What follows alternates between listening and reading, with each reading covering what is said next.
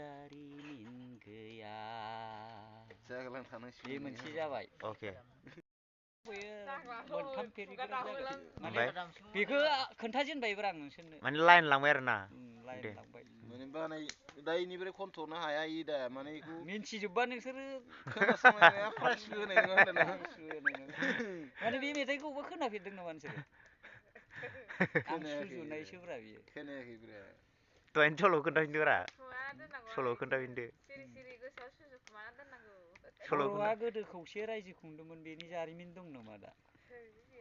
गावजों गाव एना एनियासो बांसिन जाना बिदा दं दा फंबाय गावस्रालायनानै दानलाय सुलाय जादों बेखौबो सुजुलांगासिनो आङो